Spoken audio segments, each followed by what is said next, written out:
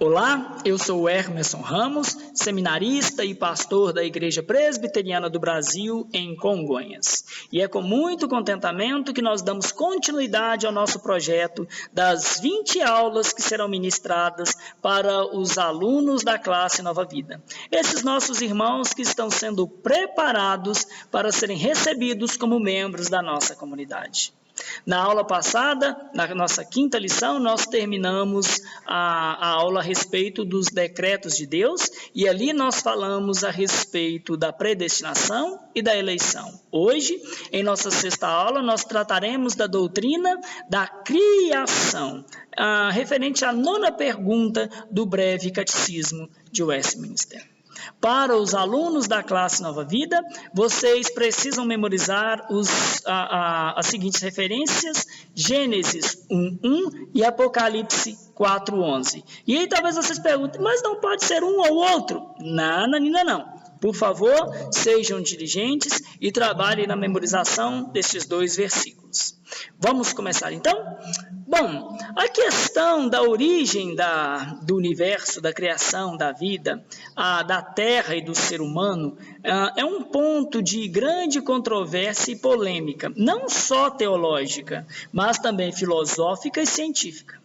Os filósofos e cientistas humanistas, antigos e também os novos, eles propõem diversas respostas como motivo ou como razão para a origem do universo e também da humanidade.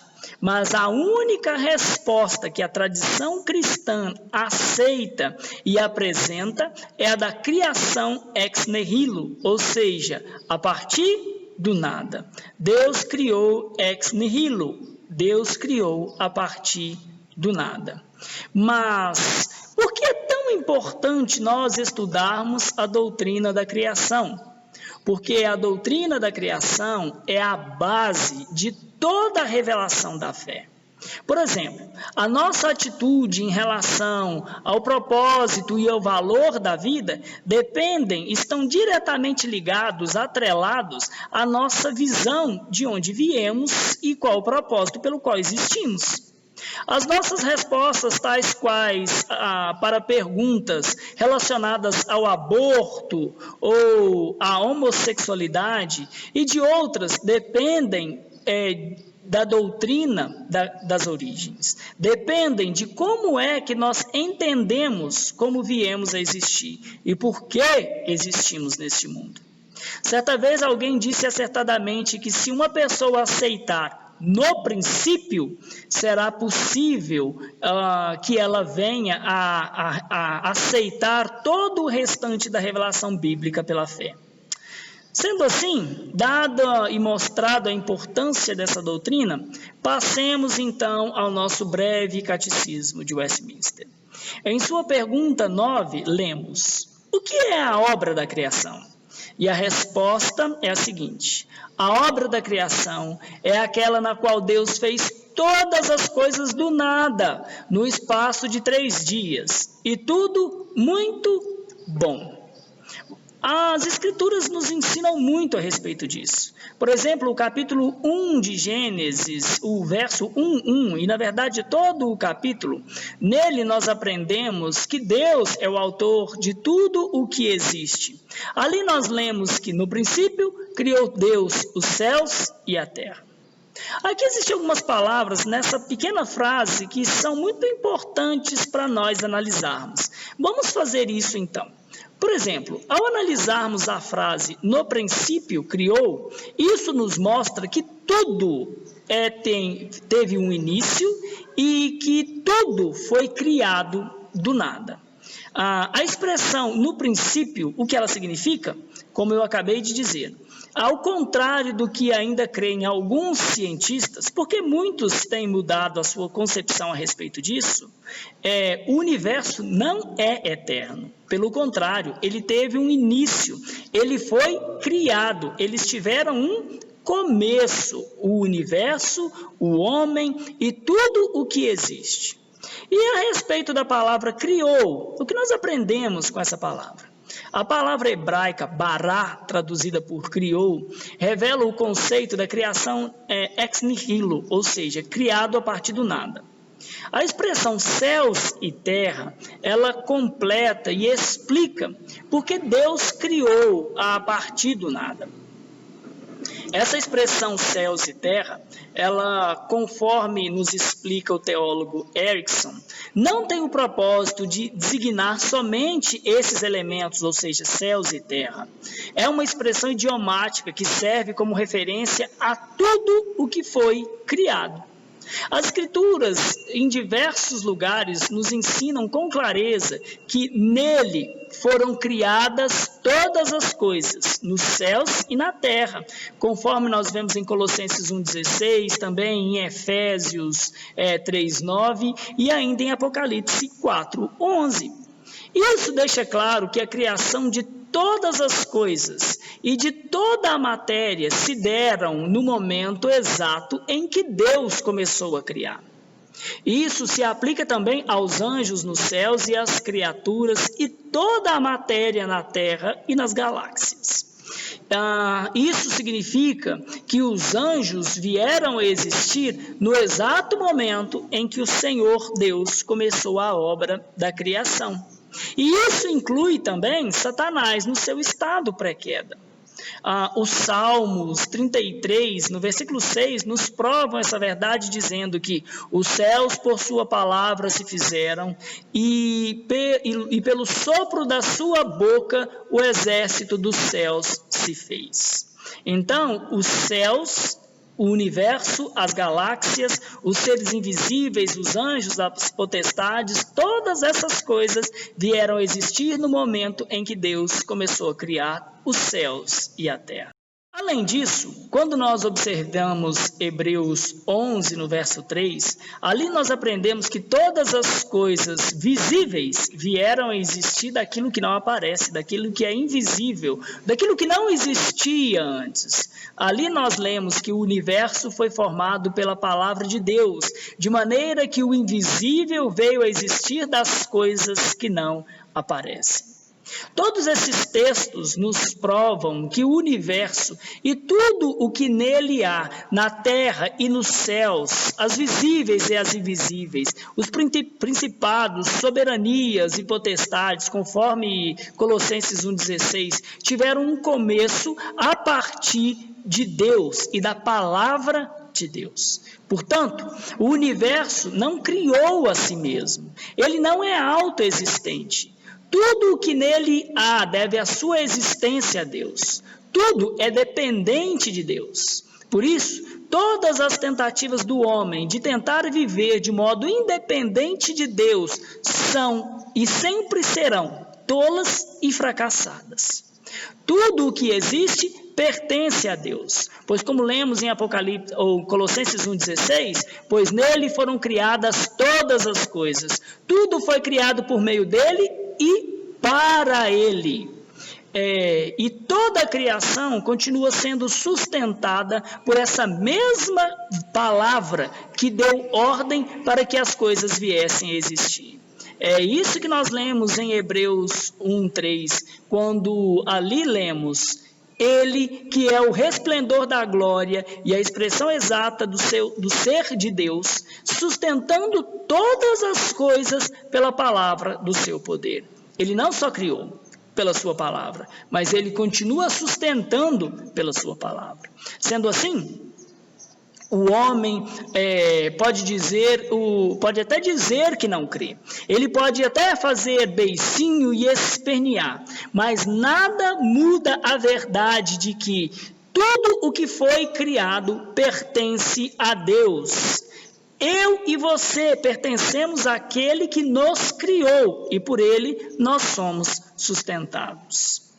Então, se aqui nós percebemos que o universo teve um início, ele não é eterno, e de que tudo que existe deve a sua existência a Deus e continua sendo sustentado por Deus, como é que nós cristãos devemos ver a ciência e essa teoria da evolução? Bom, a teoria da evolução é algo relativamente novo, surgiu apenas por volta do século XVIII, e como o nome explica, ela é uma teoria e não um fato, como muitos cientistas desonestamente tentam afirmar ser. Ela afirma que toda a vida harmônica e complexa que existe hoje no mundo surgiram do nada, do acaso. Adalto Lourenço, ele tem uma ilustração muito interessante que não sei se vocês já ouviram falar, da teoria do bolo de chocolate. Adalto Lourenço diz que numa certa tarde ele chegou em casa e a esposa dele o recebeu de uma forma muito afetuosa e sobre a mesa havia um bolo de chocolate que ele amava. Então ele virou para a esposa e perguntou: minha querida, você que fez esse bolo para mim? Ela, não foi. Deixa eu te contar como é que aconteceu. Eu estava ali no portão conversando com a vizinha, e então aqui na rua da nossa casa, nesse morro, vinha descendo o caminhão da padaria. E lá dentro tinha ovos, farinha, açúcar, chocolate, leite, fermento, todas as coisas necessárias para se construir um bolo, para se fazer um bolo. E então o caminhão perdeu o freio e começou a aumentar a sua velocidade. O motorista então perdeu o controle e o caminhão começou a capotar. Ele capotou e as coisas todas começaram a se misturar ali dentro. De repente, ele bateu naquele poste. E quando bateu no poste, o caminhão pegou fogo. Então aquelas coisas todas começaram a cozinhar ali dentro. Elas haviam se misturado, a farinha, os ovos, o leite, o açúcar, o chocolate, foram cozinhando com o calor do fogo e de repente o caminhão explodiu. Quando o caminhão explodiu, esse bolo voou de dentro daquele caminhão, passou pela nossa janela e caiu em cima da nossa mesa. Bom, se você acredita na teoria da evolução, você também tem que acreditar na teoria do bolo de chocolate. É isso que os cientistas querem que nós acreditemos. Portanto, meus irmãos, acreditar na teoria da evolução exige muita fé, mas uma fé completamente irracional. E não é esse o nosso caso. Além disso, quando nós observamos essas coisas, os defensores dessa teoria da evolução dizem que então a ordem, a beleza e a harmonia que nós contemplamos em todo o universo é fruto de milhões ou de bilhões de anos de evolução. Porém, quando a gente olha, a gente lê a palavra de Deus, ela nunca fala para nós em termos evolutivos. Em Gênesis 1, versos 11 e 24, nós vamos perceber que todos os seres foram biologicamente criados para ser e se reproduzirem conforme aquilo que foram criados, e não para evoluírem. Então nós lemos que segundo a sua espécie eles foram criados, produza a terra relva, ervas que deem frutos e sementes segundo a sua espécie, e ainda produza a terra seres viventes, conforme a sua espécie. Então, tudo foi criado de uma forma para reproduzir-se daquilo que ele foi criado. Meus irmãos, aqui nós precisamos fazer um parêntese. Nós, cristãos, não negamos as microevoluções, aquelas metamorfoses que algumas criaturas sofreram para se adaptar através dos séculos aos novos ambientes e às mudanças climáticas, geográficas e coisas desse tipo.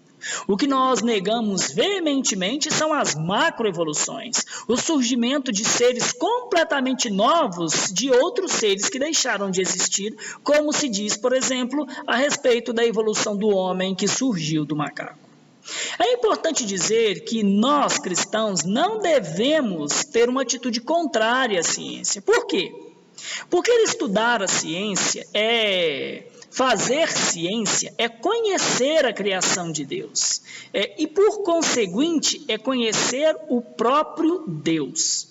E a gente, quando olha para a história, quando olhamos para o passado, nós vamos perceber que grandes cientistas foram cristãos e foram eles os responsáveis por muitas das maiores descobertas e invenções que esse mundo conheceu e ainda faz uso delas.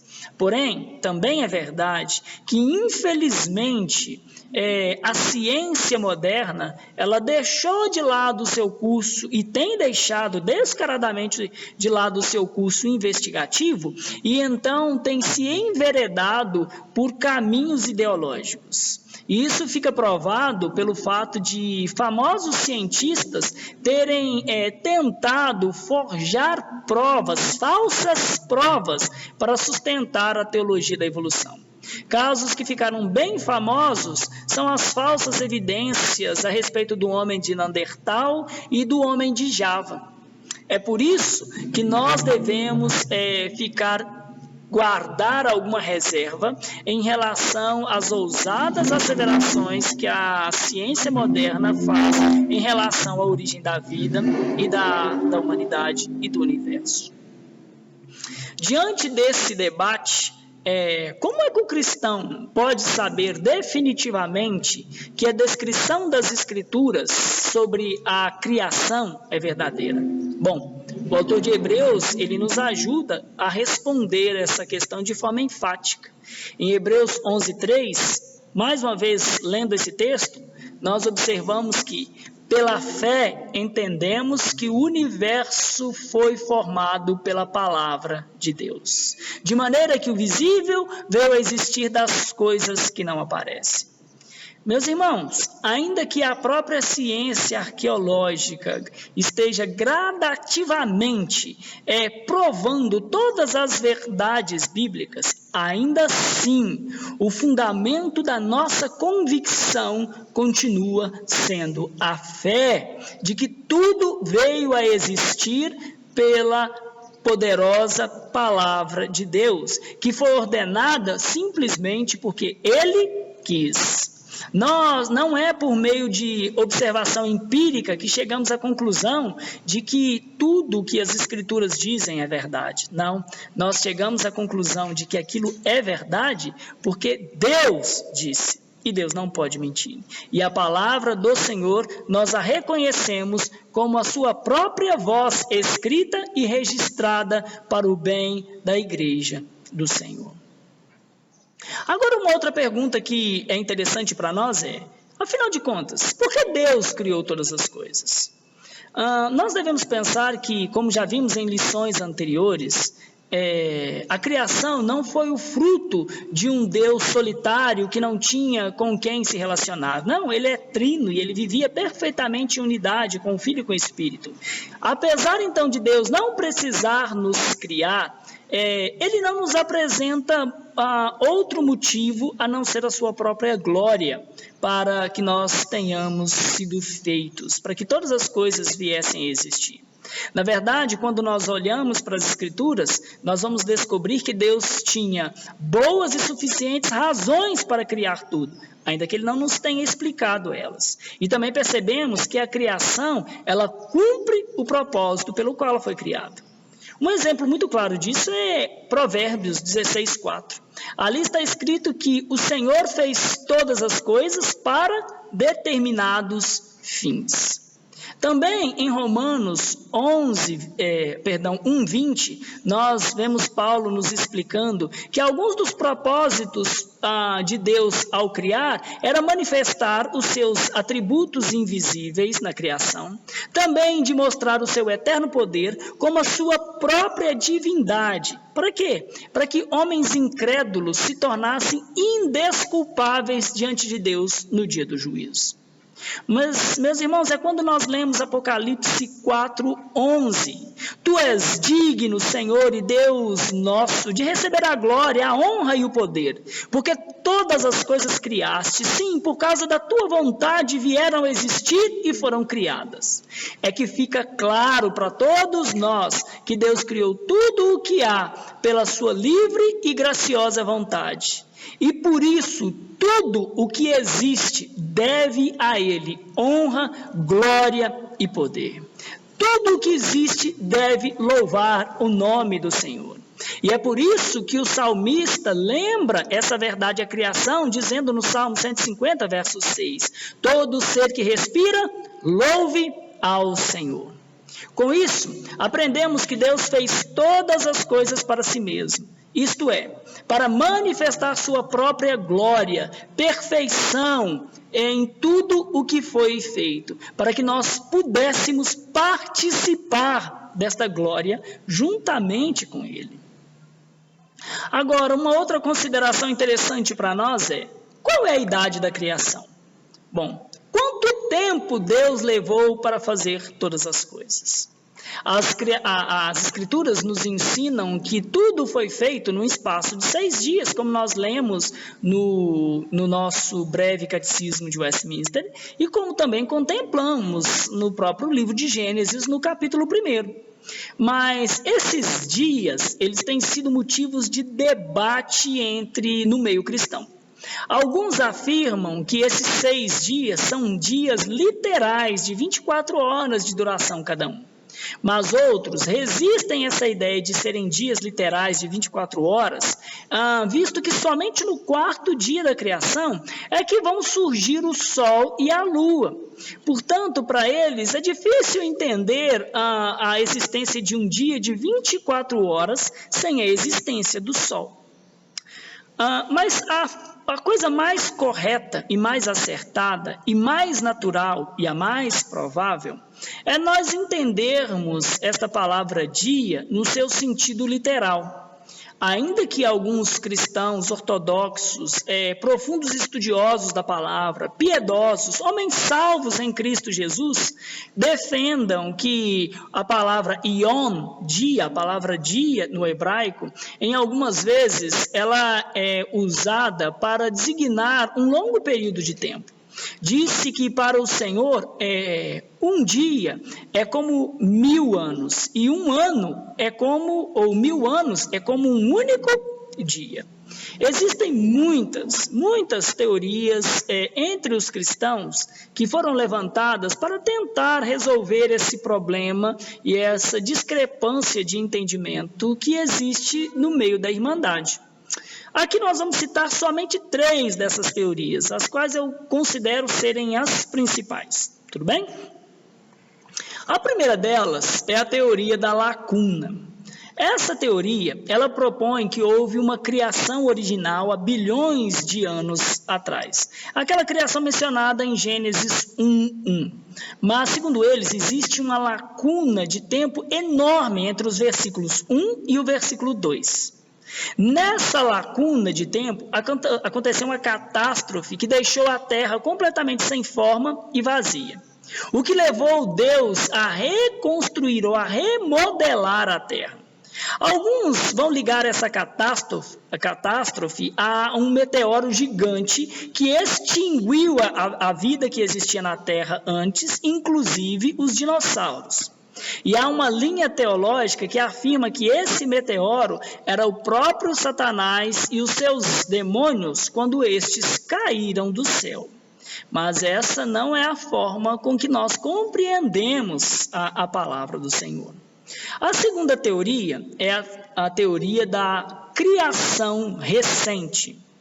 Essa posição afirma que Deus criou o universo completamente desenvolvido, pronto, num período de 6 dias literais, aproximadamente 6 a 20 mil anos atrás. Contudo, Deus deu ao universo a aparência de antiguidade. Isso seria mais ou menos o que aconteceu com Adão por ocasião da sua criação. Quando nós lemos as Escrituras, aparentemente entendemos ou nos dá a impressão de que Adão nunca foi um bebê. Mas Deus já o criou, então, com maturidade e completamente desenvolvido. Então, com a idade ideal e não com a idade real. É isso que diz a teoria da criação recente, que Deus criou o universo com a idade ideal e não com a idade real. No século XVII, no século XVI, os reformadores João Calvino e Lutero, eles também entenderam que a criação se referia a 6 dias literais. No século seguinte, no século XVII, os puritanos, que são os autores dos nossos padrões de fé, concordaram com o entendimento dos reformadores e então sustentaram a posição de que 6 dias se referem a dias literais e não a dias figurativos ou eras. E por falar em eras, isso nos leva à nossa terceira teoria, que é a teoria dos dias-era. Essa teoria atualmente é a mais comum entre os cristãos evangélicos atualmente. Ela tenta harmonizar a ciência com o livro de Gênesis. Essa teoria propõe que os dias, eles não eram literais. Na verdade, eles representavam eras, que poderiam significar milhões ou até mesmo bilhões de anos cada era dessa. Ou seja, cada dia poderia simplesmente significar milhões ou até mesmo bilhões de anos. Para eles, em outras palavras, eles acreditam que Deus criou todas as coisas usando processos naturais, ou seja, evolutivos, e não simplesmente pela palavra do seu poder, permitindo que as coisas fossem, então, se evoluindo e se aperfeiçoando através dessas eras. Porém, todos os nossos padrões de fé, o breve catecismo, o catecismo maior, como também a nossa confissão de fé, defendem a ideia de dias literais. E essa parece ser a posição mais coerente com as Escrituras. Por isso, essa é a posição dos nossos padrões de fé e da maior parte daqueles que estão no meio da Igreja Presbiteriana do Brasil. Agora, uma coisa que nós devemos considerar também é como que as coisas eram, as coisas criadas por Deus, as coisas materiais, como elas eram no princípio e como elas são hoje. Em todo o relato de Gênesis, vemos Deus recorrentemente dizendo que toda a sua obra física, que por ele fora criado, era boa. Quando ele termina toda essa obra, então, no sexto dia, no versículo 31 do capítulo 1 de Gênesis, o Senhor diz, ou o autor de Gênesis nos diz: viu Deus tudo quanto fizera, e eis que era tudo muito bom. Isso significa para nós, ou isso é importante para nós, porque ao afirmar que a sua criação é boa, nós aprendemos que não existe o suposto dualismo, que as coisas espirituais são melhores do que as coisas materiais. Tudo o que Deus fez é muito bom, inclusive a matéria. É bem verdade que a criação ela se tornou corrompida ou cativa da corrupção. É bem verdade que a natureza humana também corrompeu-se por causa do pecado. Mas em lugar nenhum na palavra de Deus, ela nos ensina que esse status de que foram criadas as coisas boas tenha mudado e de que a obra ou a criação material tenha se tornado má em si mesmo. Isso significa que tudo o que foi criado tem valor. Deus ama tudo o que Ele criou, e não apenas parte da sua criação. Portanto, nós devemos amar toda a criação do Senhor, para preservar, para guardar, para governar e desenvolver aquilo que o Senhor nos deu e nos ordenou governar. Meus irmãos, então vamos agora fazer uma rápida revisão de tudo que nós vimos até agora, tudo bem? A primeira coisa que nós aprendemos é que o universo, ao tratar da questão da criação, é que o universo ele não é eterno, ele teve um início, e esse início foi ex nihilo, ou seja, a partir do nada. Deus criou pela sua palavra. Deus não só criou pela sua palavra, mas Deus também é aquele que sustenta tudo o que Ele criou. Tudo o que existe, tudo o que é visível, surgiu a partir daquilo que não existia, pela simples ordem da palavra de Deus. Nós também vimos que a ciência, juntamente com a teoria da evolução, é um movimento relativamente novo e que ela afirma de forma absurda que toda a harmonia, beleza e ordem que nós contemplamos na criação nasceu ou surgiu do acaso. Mais ou menos como a teoria do bolo de chocolate sobre o qual eu lhes falei. E que, apesar disso, nós, como cristãos, não devemos desprezar a ciência, porque estudar a ciência é estudar a criação, é conhecer o próprio Criador, mas devemos sim manter alguma reserva em relação às afirmações que a ciência moderna faz em relação à origem de todas as coisas. Nós também percebemos que Deus criou tudo o que há para determinados propósitos. Ele tinha boas razões e motivos suficientes para criar. Como aprendemos de Provérbios, Deus fez todas as coisas para determinados fins. Nós também aprendemos em Apocalipse 4:11 que tudo que existe veio existir porque Deus criou. E essas coisas criadas devem a Deus glória, honra e louvor. Também falamos um pouco a respeito da idade da criação, falamos sobre as teorias em relação à palavra dia, de serem dias eras, sobre a teoria da lacuna, e também falamos daquela teoria que para mim particularmente parece ser a mais coerente, que é a teoria da criação recente, onde Deus cria o universo num período de 6 dias literais e atribui a esse universo a aparência de antiguidade, de ser muito, muito velho.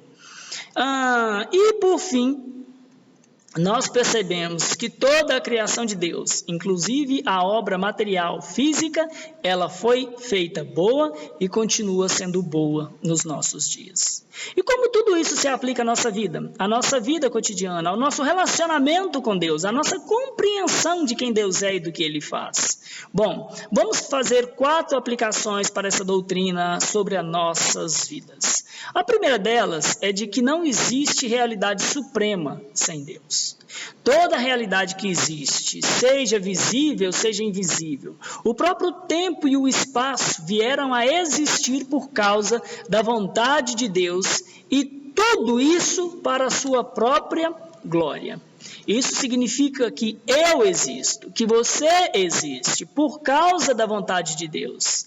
E não que Deus existe para a satisfação da nossa felicidade e para realizar os nossos prazeres e desejos como se fosse um gênio da lâmpada. Nós existimos para Deus e não Deus para a nossa satisfação.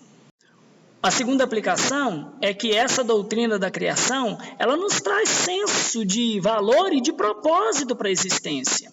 Bom, eu não sei para você, mas para mim é muito bom saber que o meu tataravô não veio de um macaco. Essa verdade é muito consoladora para mim. Na verdade, saber que eu fui criado, feitura à imagem de Deus, me faz ver como eu sou intrinsecamente valioso e me revela como cada ser humano tem valor em si mesmo, simplesmente por causa da sua origem. Todos nós fomos feitos à imagem de Deus. O nosso valor procede disso. Além do mais, é bom saber que eu não sou simplesmente uma ameba que veio a existir do nada sem nenhum propósito. Eu existo para o louvor daquele que me criou, diante de quem um dia eu e cada um de vocês nos encontraremos presentes para poder respondermos e recebermos dele segundo as obras das nossas mãos. A terceira aplicação é que Deus é autossuficiente e eterno. Deus é totalmente separado da sua criação. Deus não é como nada que existe no meio do que Ele criou. Nada se assemelha à pessoa de Deus.